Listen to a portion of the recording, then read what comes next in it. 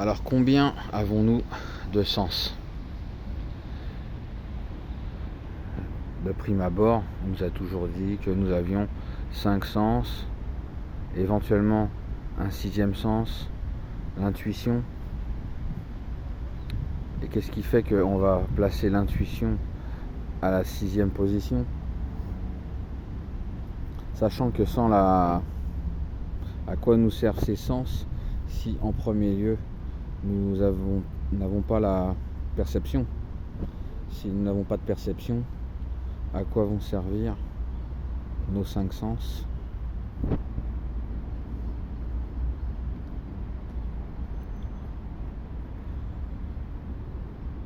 La méditation, ça aurait peut-être un sens aussi.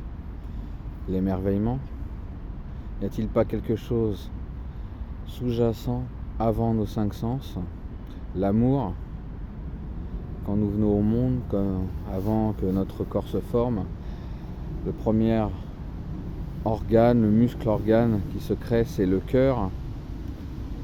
Ne serait-il pas ce premier sens, l'amour, la perception? Donc, tout ce que nous expérimentons vient de notre perception.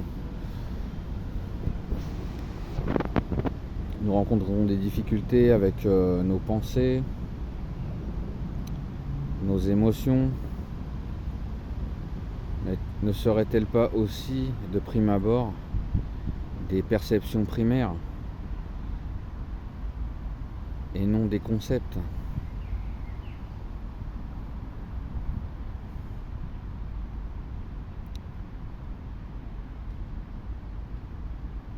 Nous sommes ceux-là qui percevons. Je suis ceux-là qui perçoit.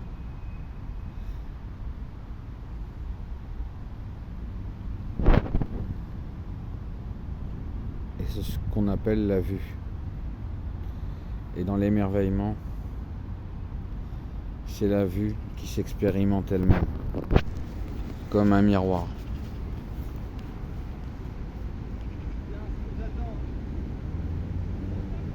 Nous expérimentons les couleurs, les senteurs, les sons, les sensations.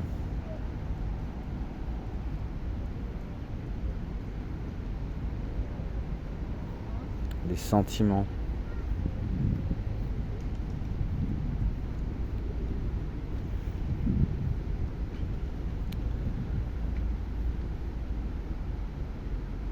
Quand nous sommes dans la perception, nous sortons de l'illusion de la séparation. Quand nous élaborons des concepts, nous sommes coupés de cette perception primaire. Quand nous élaborons des concepts sur nos émotions et que nous sommes dans le rejet, nous sommes coupés de cette perception primaire.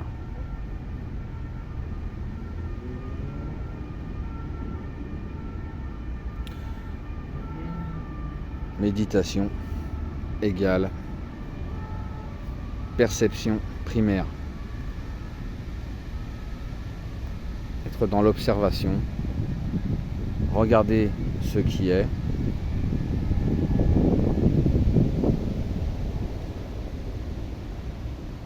se laisser prendre, se laisser faire.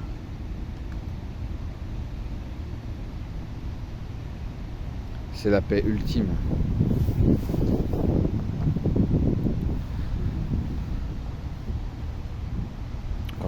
Quand nous avons un problème et que nous sommes coincés, qu'est-ce qui va nous aider? Qu'est-ce qui va nous aider et donner des réponses? C'est la paix de l'esprit. Donc dès lors que je perçois quelque chose qui est désagréable, je peux mieux me positionner.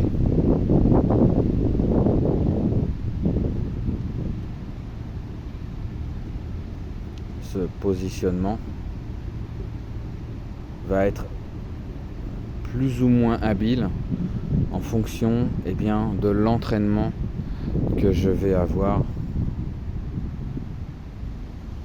par rapport à la non-dualité.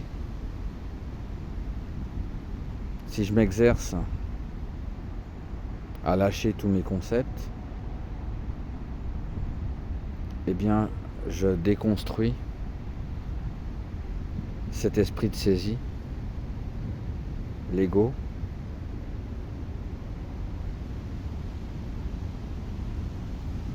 qui lui n'est pas dans la perception.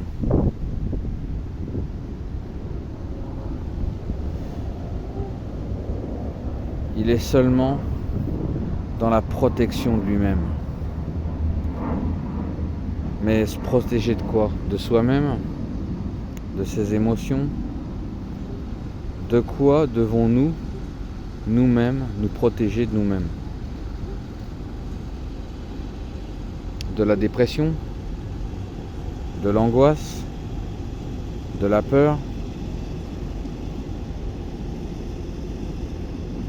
Alors, si vous êtes en méditation, si vous avez le temps de vous asseoir en méditation et puis que vous sentez de l'angoisse, de la peur,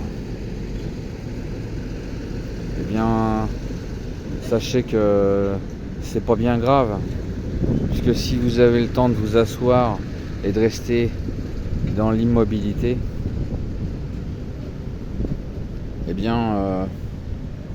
c'est que dans le fond, vos peurs sont des concepts. Puisque vous seriez entouré de loups, d'agresseurs, je ne pense pas que vous auriez le temps de vous asseoir et de vous mettre dans une position d'immobilité. Si vous êtes capable de vous immobiliser, d'observer, c'est que le danger n'est pas réel et le seul désagrément que vous pouvez ressentir, c'est d'être frappé par la compassion. C'est une question de discernement parce que on peut ressentir des tristesses, des inquiétudes, mais par cet aspect de compassion. Quand on sait qu'on peut perdre quelqu'un ou quand on sait qu'on a un proche qui est malade, on est frappé par cette compassion. Mais cette compassion, qu'est-ce que c'est? C'est de l'amour. Vous pouvez pas supprimer l'amour, puisque nous venons tous de là.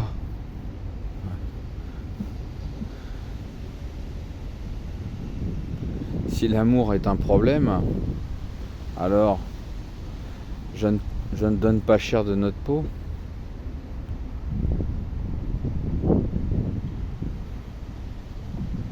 Mais dans le fond, déjà d'examiner si nos difficultés sont liées justement parce que nous sommes frappés de compassion ou si nous sommes en train d'élaborer des histoires. Et dans ce cas-là, ce sont des histoires du mental. Et donc les histoires du mental,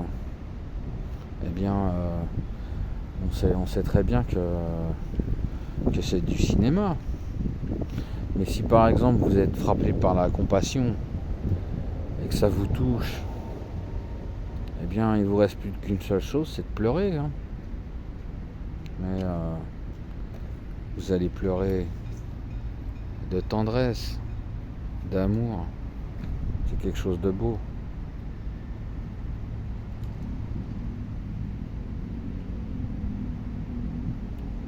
Un jour, nous serons tous confrontés à la mort. Si la mort n'existait pas,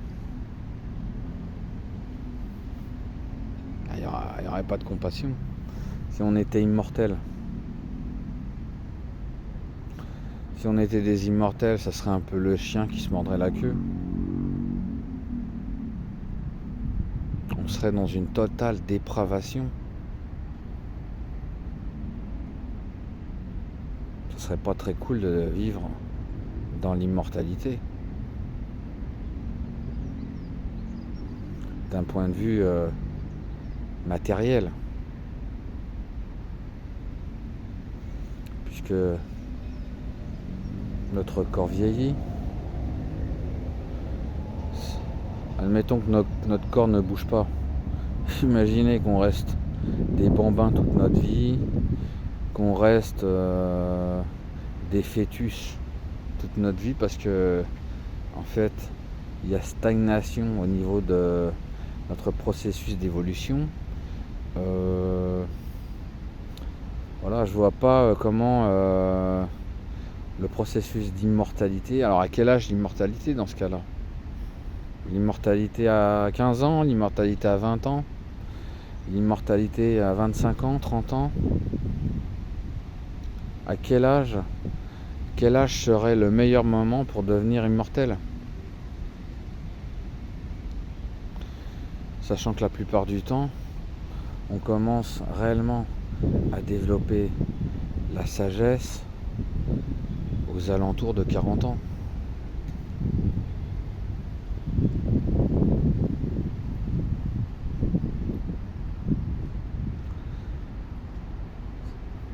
Si nous restons éternellement dans la peau d'un jeune de 20 ans,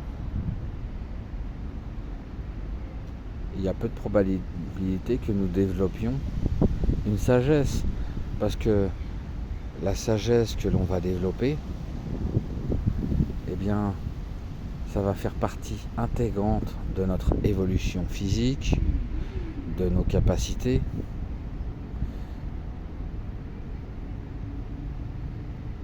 de nos handicaps aussi.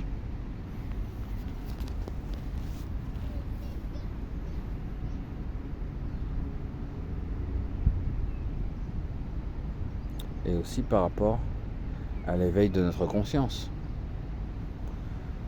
Donc, si nous sommes immortels, eh bien nous sommes bloqués dans notre évolution et nous serions dans une société où il n'y a pas d'amour. Donc, heureusement, les choses ne sont pas ainsi. Nous, notre plus gros souci, eh bien, c'est notre attachement. Nos attachements négatifs et nos attachements positifs. Parce que c'est par rapport à nos attachements que nous développons la stupidité et non la sagesse. Ce qui va vraiment nous aider, eh bien, c'est de s'entraîner à la paix de l'esprit, à la vigilance,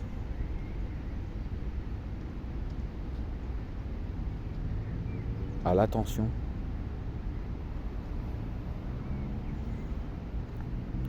mais aussi de développer nos qualités, la gratitude, la bienveillance,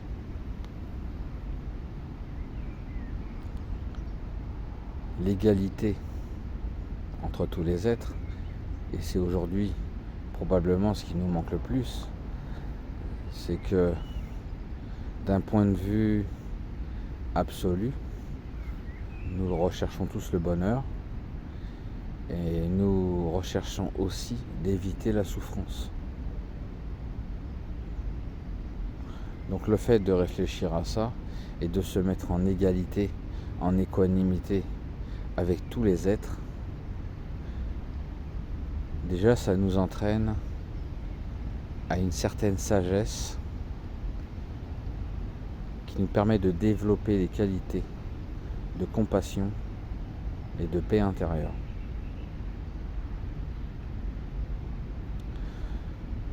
Le fait de s'entraîner à la pacification du mental, de laisser toutes nos perceptions se déposer naturellement.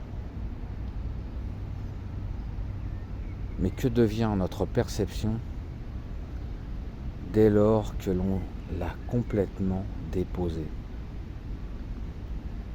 Cette perception a-t-elle disparu? Qu'est-ce qui se passe en nous? Qu'est-ce qui se passe quand nous déposons pleinement toutes nos perceptions?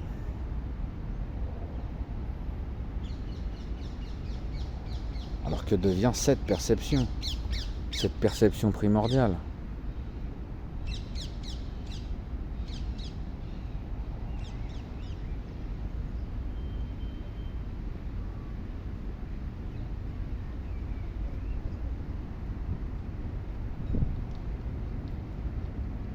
C'est à ça qu'on s'entraîne.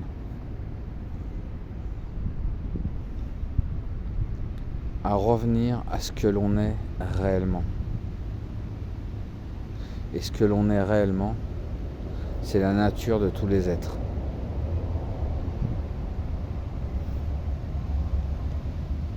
À partir de là, on peut vivre sa vie d'une manière plus juste. Et je peux vous dire que ça court pas les rues.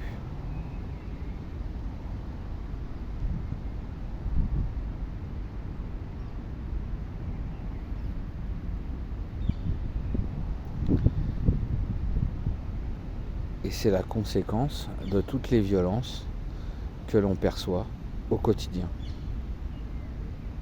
On ne peut, où que l'on soit, on ne peut pas échapper à la violence.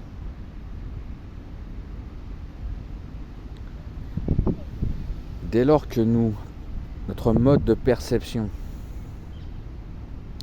c'est sujet-objet, déjà, il y a violence.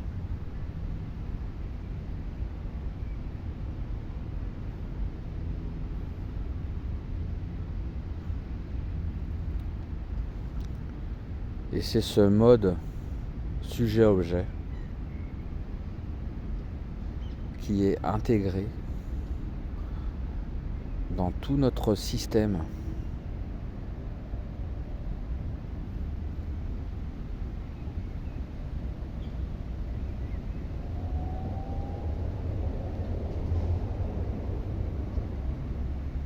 Alors que si nous faisons la paix avec nous-mêmes, eh bien, déjà nous avons une perception différente de nous-mêmes intérieurement.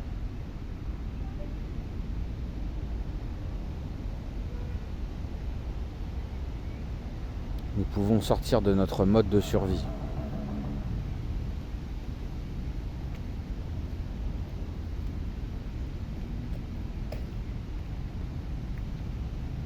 On vit plus paisiblement, tranquille. On peut vivre l'émerveillement, qui est une des conséquences d'une des pratiques méditatives du Dzogchen que l'on appelle Trekche. Alors il y a tellement de noms, il y a tellement d'orthographes. Il y a Trekche, Kadak Trekche, qui signifie eh bien, tout simplement de couper à travers toutes nos illusions, tous nos concepts. Et ça, on l'obtient uniquement par l'observation,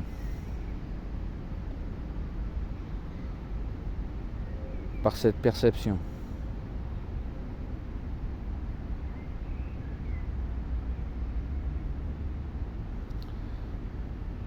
Puisque dans la perception,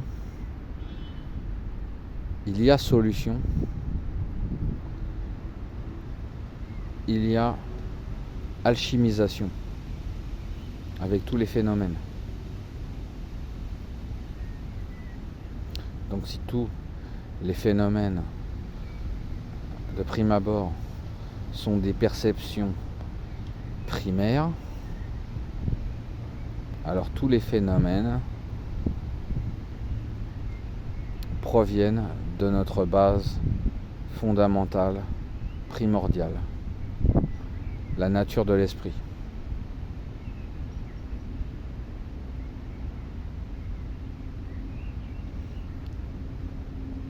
Quand on perçoit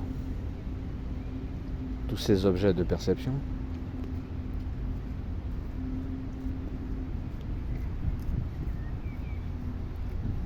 eh bien, il n'y a aucun problème. Tous nos problèmes sont liés à toutes nos constructions du mental. Voilà,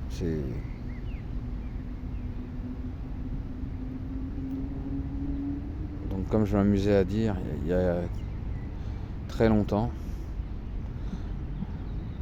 dans la pratique du non-ego, eh bien, on s'amuse à tremper le mental dans le cœur, comme une biscotte qu'on tremperait dans le café.